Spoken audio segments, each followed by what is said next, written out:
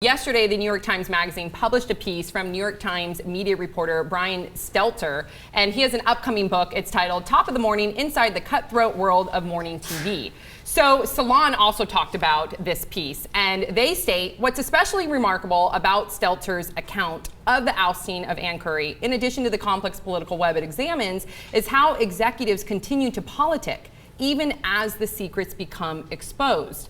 So if you read this article, because there's a lot of different examples that they reference. So according to the piece, at one point, the executive producer, Jim Bell, commissioned, this is all allegedly, because he denies it, commissioned a blooper reel of Curry's worst on-air mistakes.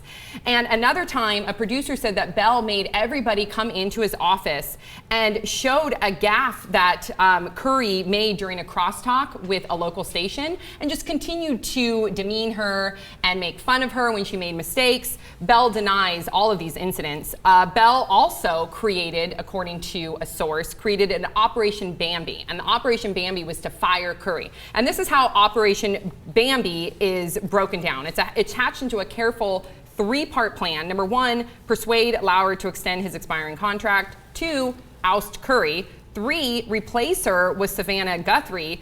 And if you continue to read this article, you see how supposedly Matt Lauer did not like Ann Curry.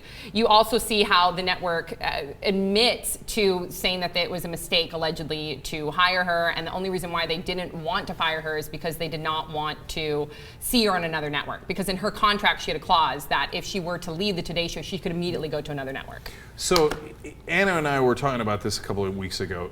You know, behind the scenes, TV and media is Game of Thrones. I mean, everybody's conspiring. There is massive politics. And who's really in charge? Who has power at this time? Sometimes power is power, sometimes power is money, sometimes power is an executive position, sometimes power is a host, right? And they just keep playing and playing these different games. So as I read these accounts, and I read a different account where Matt Lauer and Steve Kappas, who used to be the head of NBC News but no longer is, okay, because perhaps he lost one particular Game of Thrones there, right? Threw Jim Bell and another executive at Comcast under the bus and blamed them for the Ann Curry departure. Many people blame Matt Lauer for the... And so, one, it's nearly impossible to tell because they all have their own agendas. Don't believe what you read because it only comes from one perspective, right? When you read it all, you begin to get a little bit better sense, which is generally that they're almost all guilty. And you know, there's no doubt that the culture of television lends itself to this for sure, but there's also something about the culture at NBC particularly that lends itself to this, because this is happening, we just went through this for the 87th time with The Tonight Show. That was their... Leno was still beating everybody in the ratings and they wanted him out. So there is definitely a culture of this it's like nobody's watching your programs except for The Tonight Show, and they fired that guy. And trust me, I have no love for Leno in terms of comedic value or worth. But you know, they love the drama, and you know what? Then they get the media talking about it because the media does love itself more than anything else. But it hasn't helped them in the ratings. I mean, Today's Show is sliding, etc. So, and that was a large storyline in HBO's newsroom. You saw a lot of the politics come and play, which was really interesting. I think look, having been there, it's totally true. Okay, and I was at MSNBC, and those politics got played against me. You know, and it goes on and on and on. The cycle never ends.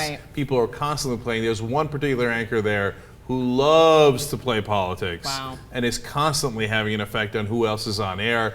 And you know, and the different people worked for each other at different times. Your boss might have been your underling before, and there's that different power dynamic. So all this plays out. Meanwhile, as they try to put, especially the Today Show, this face out there as like, we're all one big happy family. We love each other. Well, top of the morning to you. With their mugs. You know, and they have little mugs and their fake hugs. So that one thing I really liked about the Ann Curry thing, and other people say Ann Curry was a pain in the ass and hard to work with. Who knows, right? But when they had carefully scripted, this I totally believe because it rings true. They had carefully scripted her exit, because that's the stuff that they really, really worry about. They don't want the audience to have a bad taste in their mouth as she's leaving. They want everybody to pretend that everybody got along. We're all still a family. We're all a family. Okay? We're gonna miss you. So they gave Ann Curry a script to read, and she didn't read it exactly. And the executives were like, no! And then Matt Lauer went in to do a peck on the cheek, like, oh, okay, a hug, and she turned away. And the executives like lost it. They're like, how dare she? It spoke She's about to volumes. ruin the myth.